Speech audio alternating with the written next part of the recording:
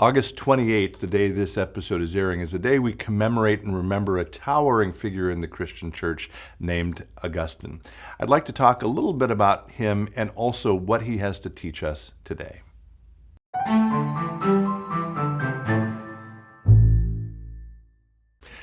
Hello friends, Pastor Tim Westermeyer here. Thanks for spending a little time with me today. The day this is being published is Saturday, August 28th. That happens to be the commemoration day or the feast day of a hugely important figure in the history of the church named St Augustine, or sometimes called Augustine. I'm thinking about him obviously because this is his commemoration day. But just to give you a sense, a very well-known historian of the church says this about Augustine. Augustine's impact on Western Christian thought can hardly be overstated, this person says. Only his beloved example, Paul of Tarsus, who wrote most of the New Testament, has been more influential. And Westerners have generally seen Paul through Augustine's eyes. Augustine was lifted up recently by a columnist for the New York Times named Ross Douthat, who, again, I've said this now a few times in recent episodes, was here at St. Philip the Deacon a few years ago for our Faith and Life series. And we'll try to remember to link this article. It's Ross Douthat talking about why he's a Christian. And Augustine actually shows up in the very first sentence of that New York Times opinion piece. And then in our own tradition, or the tradition of the church I'm a pastor of, the Lutheran tradition, Augustine is really important in part because Martin Luther was an Augustinian monk, a monk who took their sort of directives from the life and teachings of St. Augustine. So today, very simply, I want to lift up, we could talk about this towering figure of the church in all kinds of ways. I want to lift up three very simple sort of lessons from Augustine's life, which I hope are relevant to us today. The first one is, I think, he lived, by the way, back in 354 to 430. So that's the 4th and 5th centuries, a very long time ago. And I think as Christians, we assume that people who lived that long ago were kind of more backwards than we are. We're unsophisticated. They sort of believed anything. And Augustine was probably raised in the church, and so he just took it as a matter of course and didn't really think about it. And that is simply not the case with Augustine. The truth is, he actually thought Christianity, for the first major part of his life, he thought Christianity itself was backwards and unsophisticated and sort of didn't live up to the sophisticated ways of thinking of his time.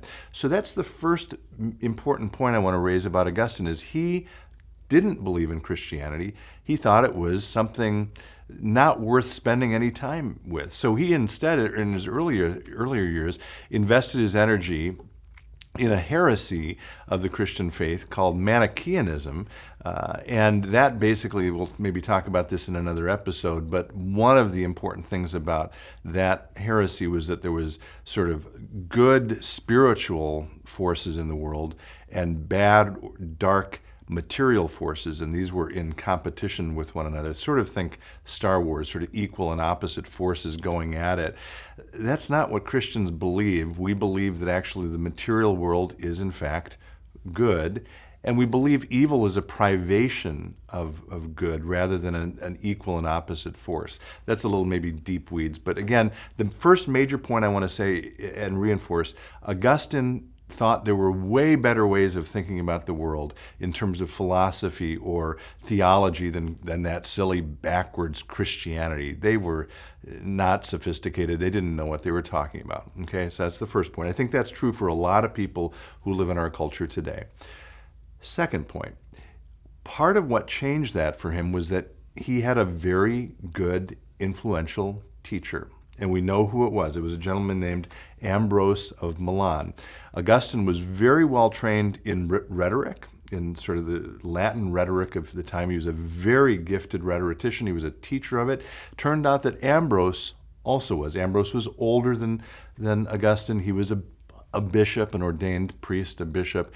And Augustine came to Milan at a particular time of his life, and he heard Ambrose speak and teach, and he got to know Ambrose. And it's interesting, in his own writings, he says, Augustine, began to love him, not at first as a teacher of the truth, for I had entirely despaired of finding truth in the church, but as a friendly man. Important lesson maybe for any of us who would presume to be teachers to others is the first thing, is to be nice, to garner trust. And Ambrose certainly did that with Augustine. And because Ambrose was a smart, sophisticated interpreter of Christian truth, he was able to explain to Augustine, look, Augustine, you have this wrong. You're not thinking about Christianity correctly. Let me teach you. And Augustine received that teaching and eventually converted to Christianity. Okay, so again, first point, Augustine thought Christianity was sort of silly or trivial. Second point, he had a very gifted and influential teacher in his life who helped him to see Christianity correctly. And the third and final point I'll lift up is that Augustine, in the end, responded to God's call in his life. After Augustine became a Christian, he actually wanted to just go off and sort of live in the hills and be a teacher and start a monastery, start a retreat house, and get away from public life and just retire. Well, it turned out that the church had different ideas. He was at a church service once, listening to someone else preach, talking about the need for priests in that area. And the congregation, who knew Augustine and knew of him and knew that he was a gifted orator, basically forced him to be ordained against his will, is sort of the legend. And he cried and cried, we're told, and the congregation thought he was crying because he was being ordained as a priest, not as a bishop. And they were kind of like, well, just wait, good things will come. The truth is, Augustine was like, I don't want to do this. This isn't what I think I should be doing with my life. But God had other plans, and because Augustine was such a gifted rhetorician, such a gifted teacher, because he knew some of the heresies of the church, Manichaeanism, for example, Neoplatonism, he was able to go up against those from the inside out and help, down to this time, help us as Christians understand what Christianity is. It may not have been becoming ordained and eventually becoming a bishop, may not have been what he had in store for his life or planned for his life, but he was willing to accept the call God had on him, given his background, given what he had learned, given his experiences, to become a priest and to become one of the most influential Christians who has ever lived. So, on this day, when we remember Augustine, I would ask you again three related questions. First, and we just did an episode about this, about the creed. What do you believe, and where do you place your trust? It's worth reflecting on.